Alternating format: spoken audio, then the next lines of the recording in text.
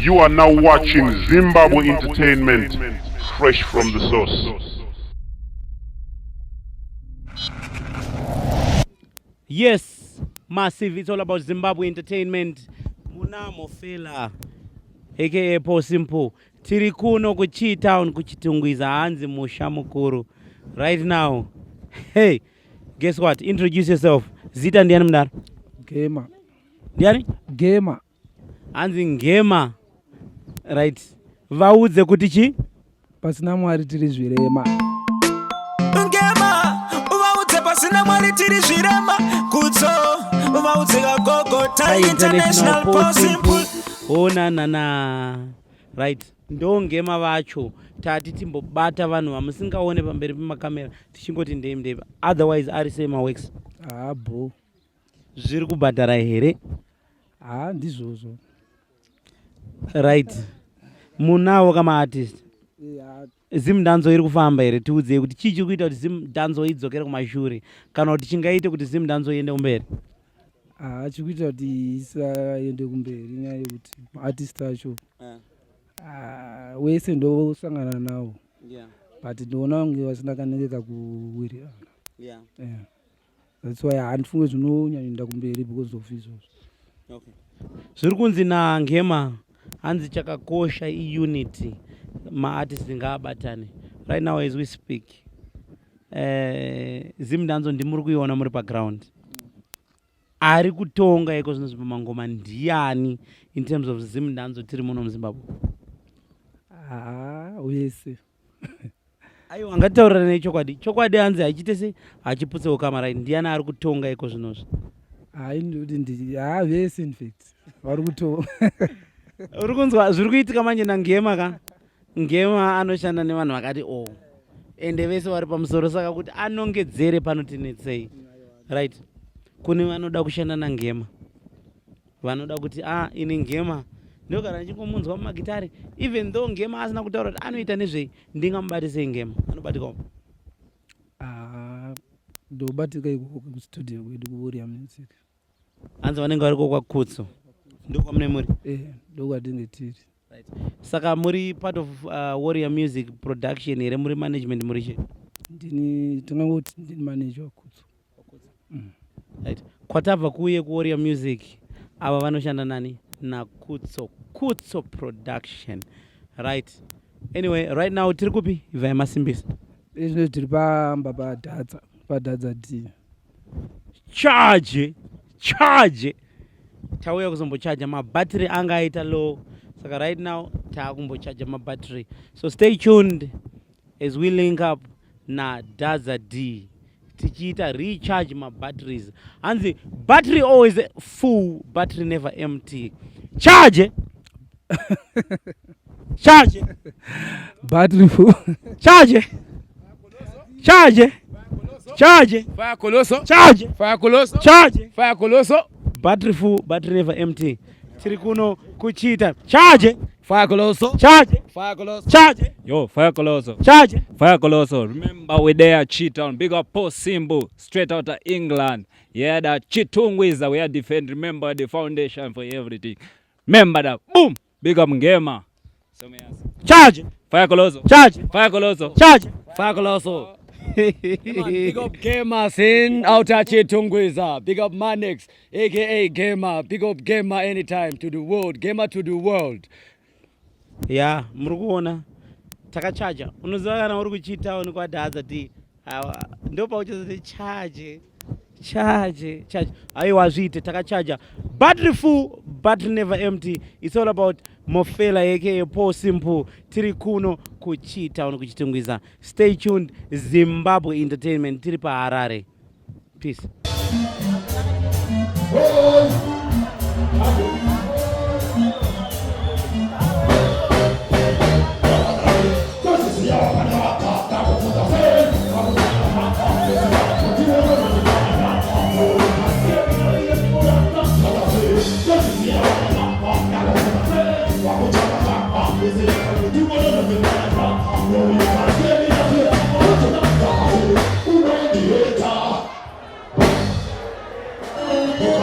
the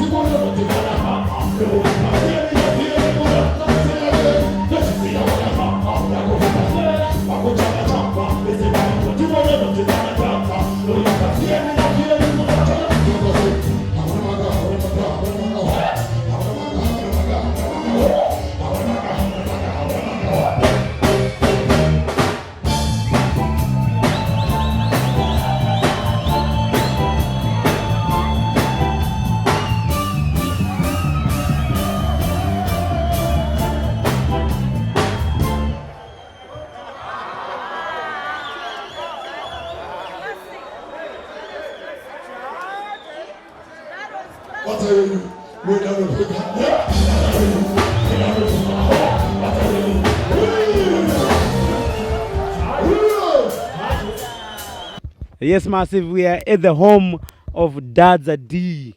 Chimdara. Hanzi Chitungwiza chacho ndini. Hanzi Zhuwaga. Wakambonizwa chundu nonzi Zhuwaga. Aiwa Zhuwaga ndisandainzwa ndoto. Unzi Zhuwaga? Aiwa ndiziyei. Pana anoziva Zhuwaga here panapa. Chundu nonzi Zhuwaga. Mira unzo. Unoziva here chundu nonzi Zhuwaga? Ya Zhuwaga tomuziva Zhuwaga. Unogona kungori simple kana mbichana hanzi Zhuwaga. Zvekubhema chamba spingo menduru. Rasamadima wanda mubodhuru. Muri kudiwa nemamonya ari panze apo ane hachane mukutongedza sadza nenduru. Zhuwaga. Iwe hanzi Rasta dzimai kenduru. Right now we're waiting for Dadza D. Dadza, urima here? Zhuwaga, vhura door. Charge. Tikutsvaga wanonzi Zhuwaga. Zhuwaga. Devi Zhuwaga. Ndipo sisiko mdara. Hanzi zvekubhema chamba hazvipiwe menduru. Azvishuwa. Mune shuwa kuti hamuna kupiwa menduru? Ndakapotsa ndaiwana. Hamuna kana trophy? Handina trophy.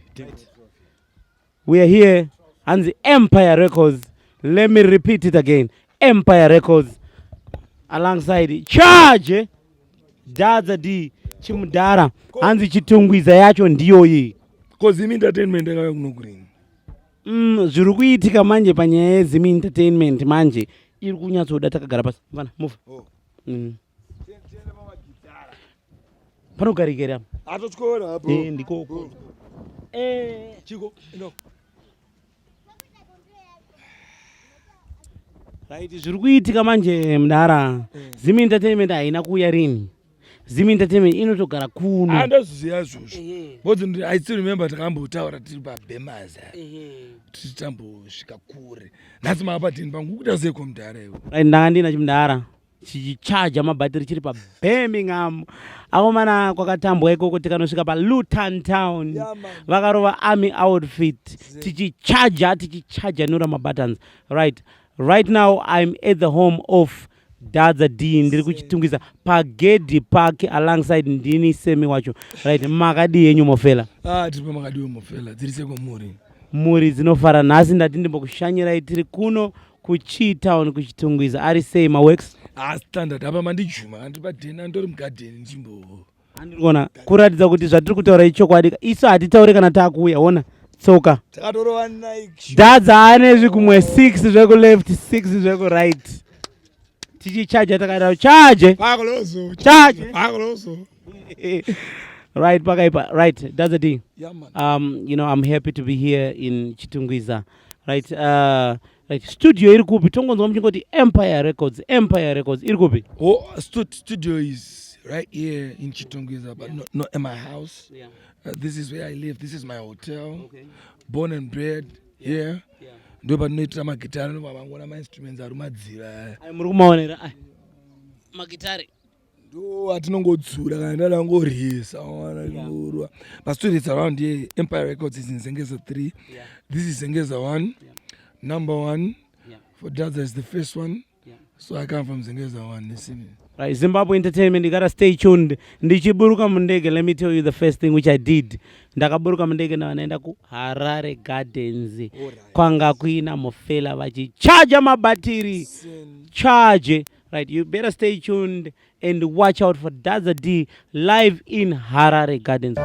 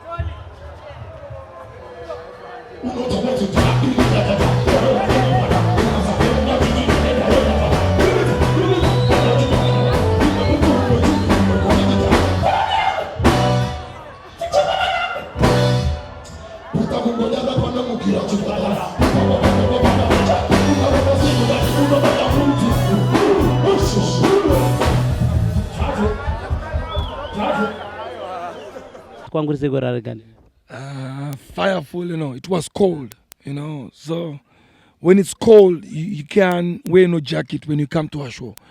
So takazama yutsira tinopfeka mabhachi boys patozoti-charge paipe vakazopfeka mabhachi vanozobvira saka tisitaitobvirisa. It was an amazing show, very amazing.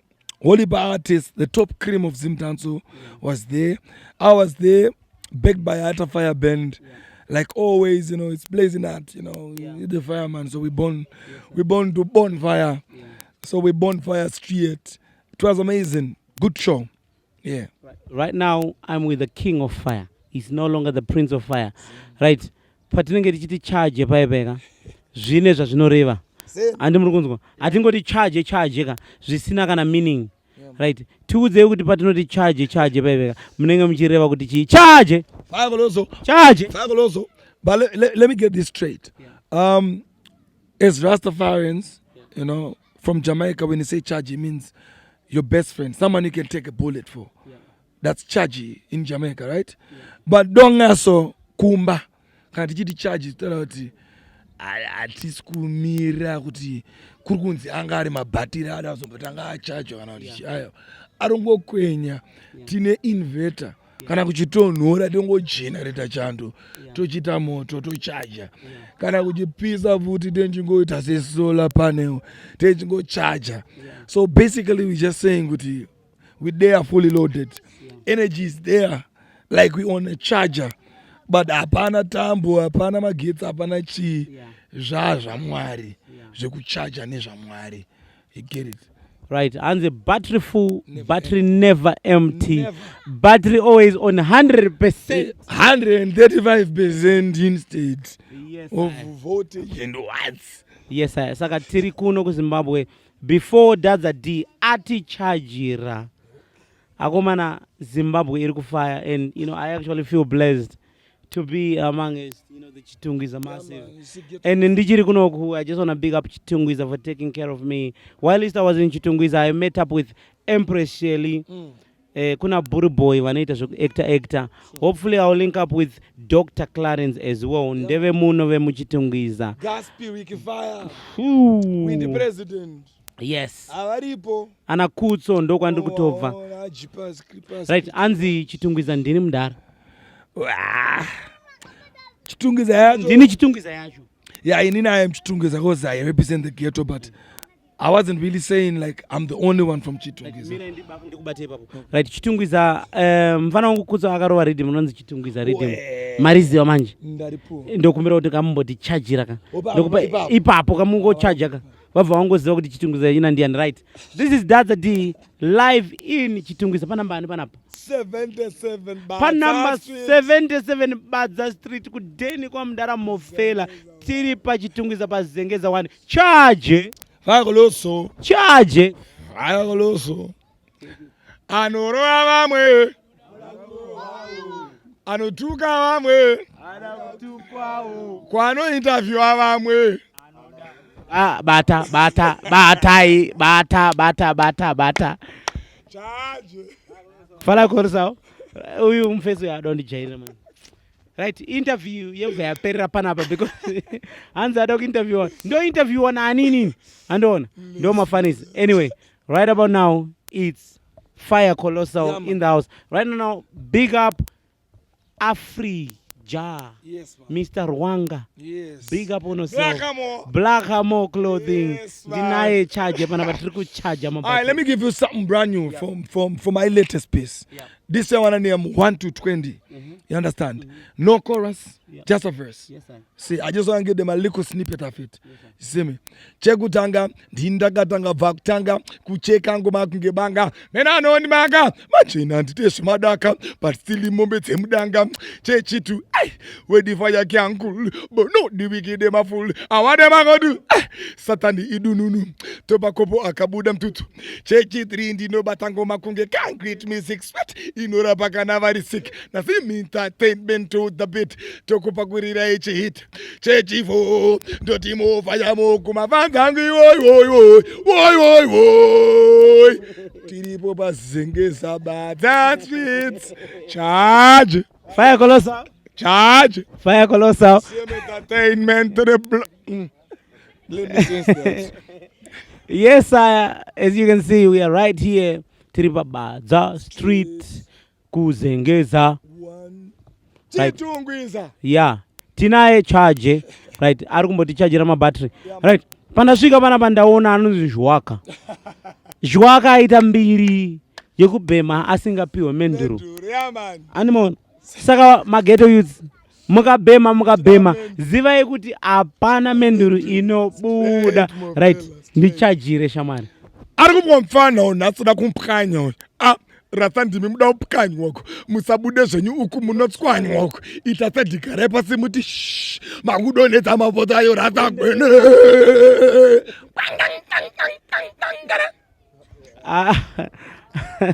Charge. Aiwa kuno ndoko kazobatwa mumwe munhu anzi Uruweki ka. Indakandisipo ka. But unoza inini pandasvika ka. Jwaka andiudza zvikanzi kune mufesi mumwe akazobatwa Uruweki. Ainzani komufesi? Owe Ngunzu. Akabatwa Ngunzani? Dhakiriki dhatata. Inzwa kamanjika. Right. Mira kamunzwe kamunhu akarohwa nemubhata kuno. Charge. Akalozo. Dhakiriki dhatata. Warohwa nemubhata ukatsagemuka chiti 100 rega pacha. Kurumidza chatochipata. Umwe kamera, umwe microphone. Microphone yangu. Ayo magetsi aenda. Magetsi aenda. Charge anzi magetsi aenda. But atane generator. Magetsi aenda. But itane generator. Magetsi aenda. But itane generator. Muri live pasimi entertainment ka. Live. Special inoika. Anzi magetsi aenda. Magetsi aenda. Magetsi aenda. Magetsi aenda but itine generator. Same, that's a refix. Aiwa inzwa ka. Zvatakutoita panapa ka. Takumbopinda mustudio. Tochirova inonzi collaboration. Inini nani? Na Dadza D. Oh, zimi the name want a collabo. Oh, you want a collab? Varukuda collabo ere uko. Murukuda collabo ere. Collabo ere. Dora for 2. Right. You know, it's been lovely spending some quality time. Ndina Dadza D, the king of fire. Tiri kuno kuchitungwiza, right? Dadza D, I'm very happy to be around here. And I'm hoping kuti ndikawana all time ndikwanza ndiradza around pamunoshandira nezvamunoita. Definitely, King. We're going to take you on tour around where we live and show you how we work and what we're planning for the next future. Yes, sir. You know, definitely we're going to take you on a tour. So stay tuned. Yeah. Don't go nowhere. Don't change that dial. Yeah. Zim Entertainment. Charge. Fire Colossal. Right, magetsi anongoenda zvokumhanya. Mukazoshaya kana part 2 yachona ingozive kuti havana kuramba mudara. But magetsi akazongoenda. But vanenge vatengesa interview. Charge. Fire Colossal. Charge. Fire Colossal. I stay tuned. Zimbabwe Entertainment aka Mofela Paul Simple alongside Ndini Semi Wacho over there.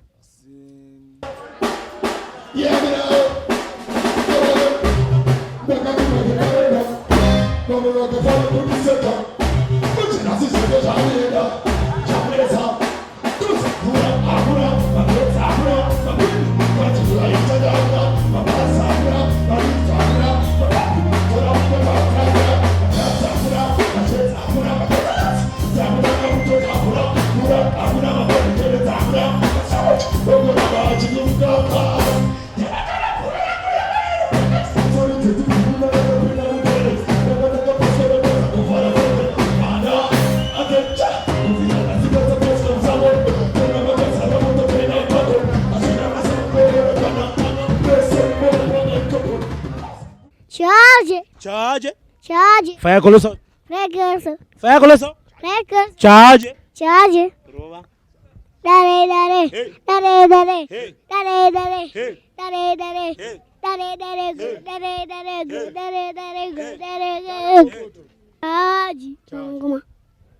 Charge. Wanguma. Teach them.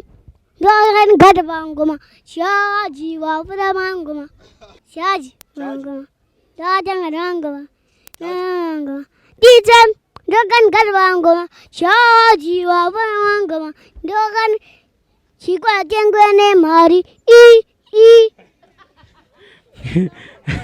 Charge. Hey. Tiriko kuno ku Fire Colossal alongside Dadza D ne vapfana ve Fire Colossal. My first born this him name Chico. Anga itotamba zvake ku muroad nemajecha angangomisira ndengoti atambe deseto ona kuti angojera saka pangona kamera pangotamba kurwerechi ka freestyle anzi Chico aka Day aka Dear Prince of Fire. Yes sir. Hanzi vafana vandu vatungamiri vani straight up boy muri kumunzwa Dadza D mamona sei Dadza aiwa zivo king aiwa king of fire ka aiwa vari kurakidza kuti atikuita zvekutamba mangoma ari kufamba mvura hayo ingaende magetsi angaende mabhini angasatorwe but mangoma ari kuenda. Unoziva pandinofarira manje chinowane kubva kuna Dadza vanokuudza kuti hanzi chaenda but tine generator itsaenda but tine generator right. You gotta stay tuned. Say me watch you taking over. Aiwa rambai muchingwe chaka keep smiling tirimo imo musha macho mukuruka Harare tafamba hedu tikatena tikaenda ku but kana tisati tasvika muno musha mukuru weHarare Chitungwiza musha wemangoma aiwa kuno zviri kufaya muri kungovaona King of Fire alongside aiwa Prince of Fire aiwa charge kuno ingori charge aiwa King of Fire.